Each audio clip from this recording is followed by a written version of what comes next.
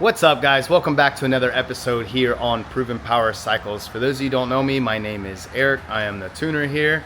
We got Lewis right here. Daryl's up in the front right now helping out Brandon with some stuff. But what I wanted to talk to you guys is, new year, new me. I'm just kidding. We got some cool things actually going on. We actually do have some new stuff going on here at the shop. But just to kind of recap everything that has been going on, let's go over some bikes real quick. We hope you guys did have a good New Year's and a good holiday season, whatever you celebrate, Christmas, Kwanzaa, Hanukkah, all the things. We hope you guys did have a good New Year's and like I said, a good holiday vacation. We're back in the shop plugging away, making progress on some of these builds and some of the other projects we have. We definitely have some very interesting stuff in the works right now, and it's not just one or two things. It's like 3, 4, 5 things that are coming in that are going to be very, like I said, very interesting, very exciting if they do come to fruition. So we have our 05, our Turbo 05 Gixxer 1000. I got in touch with the painter. Now we are still needing a few of the OEM plastics. So we tried to get both mid fairings, left and right side. I can't remember now which side we're missing, but we're still missing one of the sides. We're waiting to hear back, or we got to keep looking, I guess, because when we ordered it, they said, yeah, it's just kind of random when we get them in stock and when we let go. Now, they are not the black and yellow paint themed plastics, unfortunately. We got a set of black ones, but they're not the same black. It's like a different black. So, but luckily we have a really good painter friend of ours, and he's gonna go ahead and give us an OEM style paint scheme with the OEM fairings. So very excited about that. So before this bike does leave, we're gonna make sure we dress it up accordingly with OEM fairings for the guy. That was kind of like the icing on the cake, if you will. I didn't want to get this bike back to the owner without it having the OEM fairings and painted and everything. So I'm very excited that we are going to be able to provide that for him. That honestly, that just finalizes, like I said, it's like icing on the cake for me to get those final pieces in that are OEM, and they look right. They're going to look perfect. So very excited about that. We're also waiting on the fuel pump assembly to come in. We're going to have to modify a new one to get it to work right, get it worked the correct way, I should say, and make it flush. But anyway, going on to the LSR bike, like we said, we noticed some oil leaks on the stator side. Now, we did not build this motor, so it's one of those things where it sucks, but we're gonna have to pop off that stator, see if the gasket's good or not, kind of go from there. And then we do have some little minor things that we're gonna do in the meantime while we're waiting for the rest of this harness to come in from Chris. So we're gonna try to knock out those things. Like I said, in the meantime, so that way we can have this bike fully ready. So when we get the rest of that harness, we could just throw it on there and fire this bike up with some base calibrations and start, basically fine tuning it. Now there's gonna be, with any project, guys, I don't care who you are, with any project build that you do, there is, let me actually just show my face on this one, because I want to make this very clear. With any project bike, any project car, any projects in general that people do, there's always going to be some little minor mistakes that you didn't realize were mistakes until you actually turn the bike on and get it fired up. Sometimes it's oil leaks, like we're finding out with this engine build. We never had oil in it. There was no reason to have oil in it, and now that we're getting to the final stages, I threw some oil in there, assuming that we were going to be able to fire the bike. But with that being said, we found a couple of oil leaks from the previous engine builder. So it's like, all right, they're nothing major right now. It's just like kind of nuances that we have to go and fix. So with that being said, though, whenever you are firing up a new project, especially one that's been long and there's been a couple of hands in the pot, there's always some little minor things that you find, mistakes, errors, whatever you want to call it, that you need to go through and rectify. And before you can actually even get the bike to the dyno or to the track or whatever your goal is. So with that being said, even the best shops, they go through the same song and dance. There's always something they're like, oh crap, I forgot this, or oh crap, this is happening. It happens. It's every build, okay? So with that being said, we just really want to get this harness back and get the little things that we have already kind of made mistakes that were pointed out by Chris, that We're gonna get those things rectified, and then we'll get the wiring harness in, and hopefully, like I said, get this thing fired up, find those last little minor things. Hopefully they are all very, very minor, and we're able to get in there and quickly hit them and take care of them. So that way we can get the bike on the dyno and at least get some base mapping done on this bike. So we can finally get it back to the owner so that he can start to enjoy it by taking it down the strip. So this is like we said earlier in some of the other videos, this is a half-mile bike. So he does standing half-mile in Texas, like Hondo and Indiana. What we might end up doing, honestly, we might take it to the drag strip, and not necessarily to drag race it, but just to get some data and at least get some passes off saying, all right, hey, you know, we'll obviously coordinate it with the owner and say, all right, you know, this is what we're getting so far. This is the data, or maybe he's the one testing it. Maybe we meet him in Orlando a couple of times, and you know, again, just kind of test the bike out, get some passes on it, and just kind of see what it wants to do locally, instead of him making a 12-hour trip or 20-hour trip and then finding out, you know, let's say there's some small issues with it. At least we'll try and figure it out locally, versus, again, him being out of state or something like that, running into any kind of stupid little errors if we're not there with him. Now, we got this ZX14R. The motor is in. We have most of the exhaust system is on the bike. He just has to do the muffler, really. And the other thing that we're waiting on is we're waiting on the swing arm from Evil. It was supposed to be completed, I think this week, actually. It's supposed to be done, and they should have it shipped, I'm hoping, by the end of this week.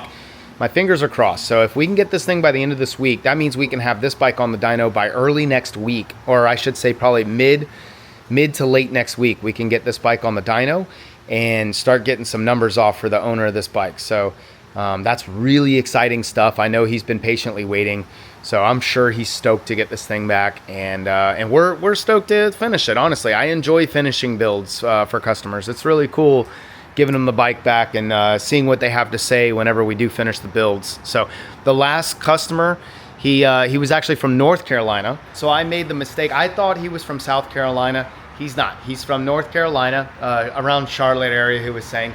And he called us just the other day. He said he's loving the bike. He really appreciates everything. And honestly, we really appreciate that phone call. That meant the world to us.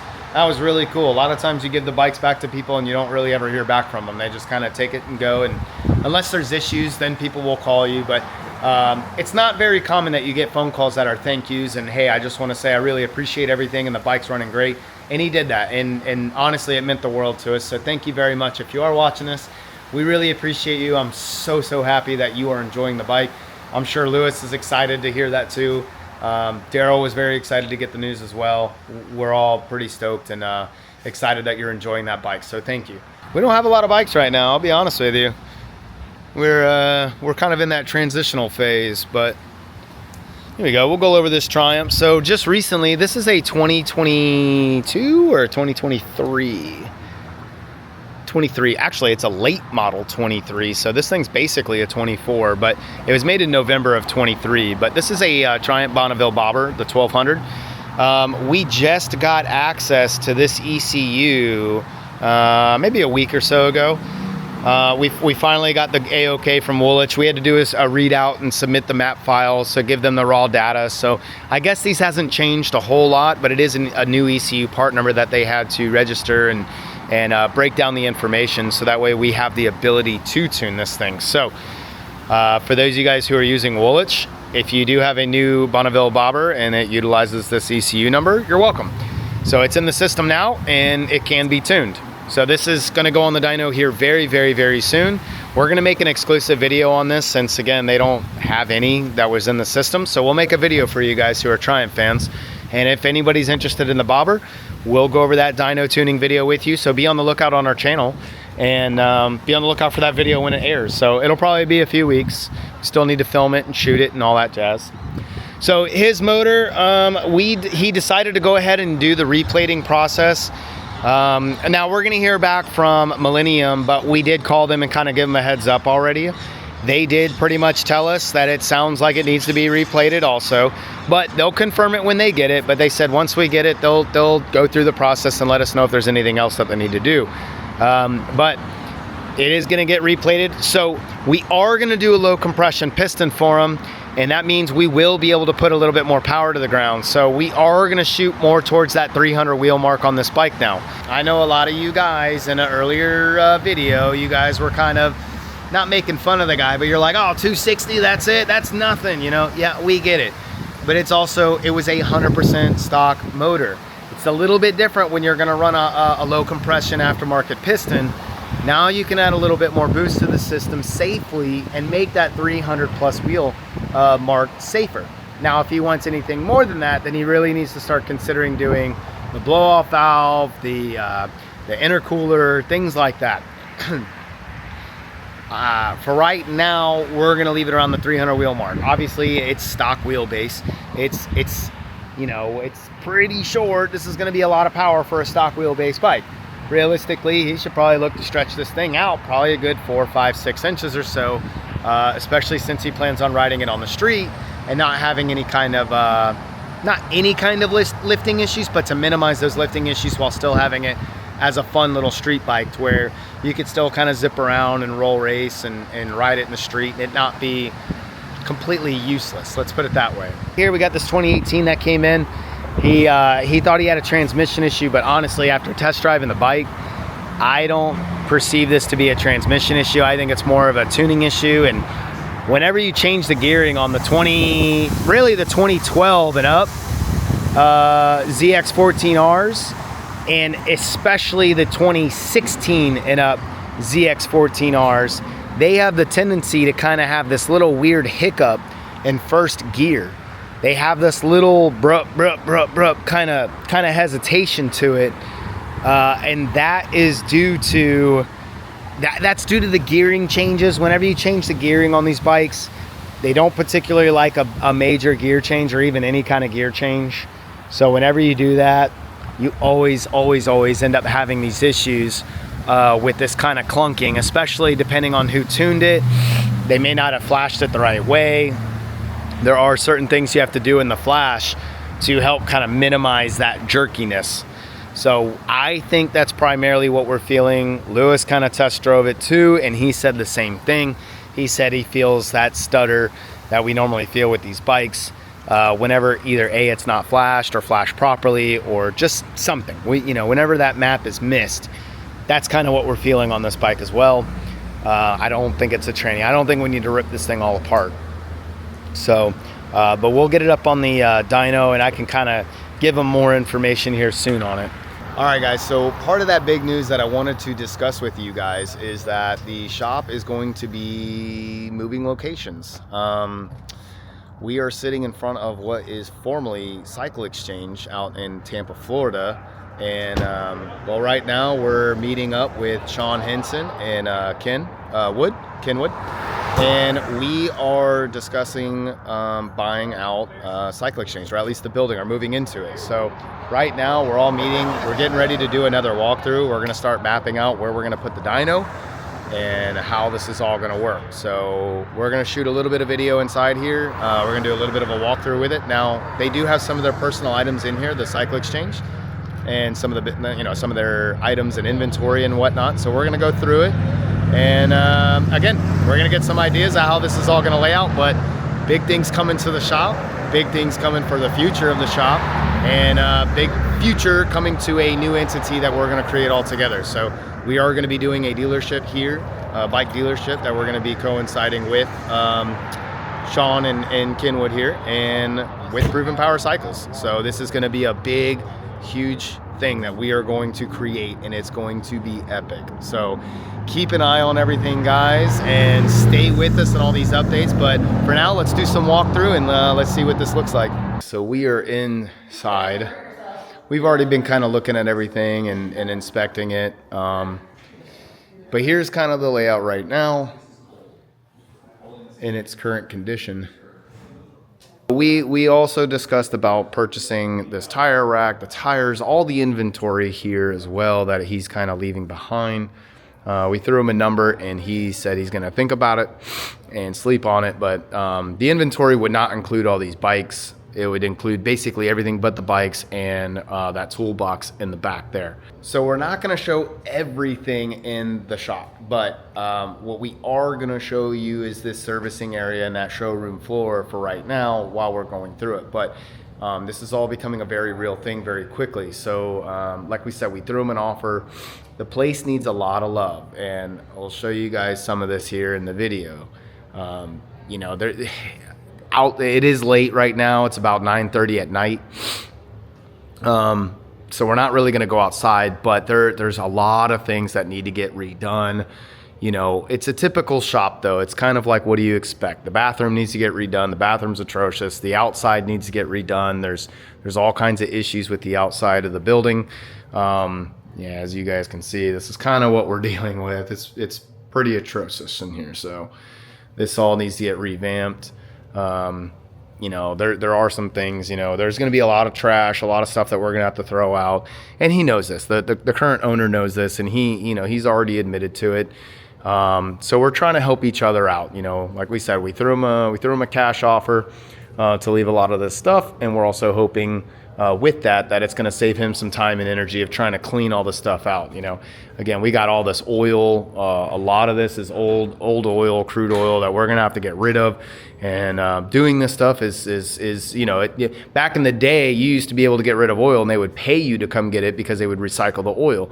Nowadays, it ain't like that. You have to pay them to come get this oil. So things like that, it does add up over time, or over the volume that you're doing. So, and obviously there's a lot of crude oil there and used oil.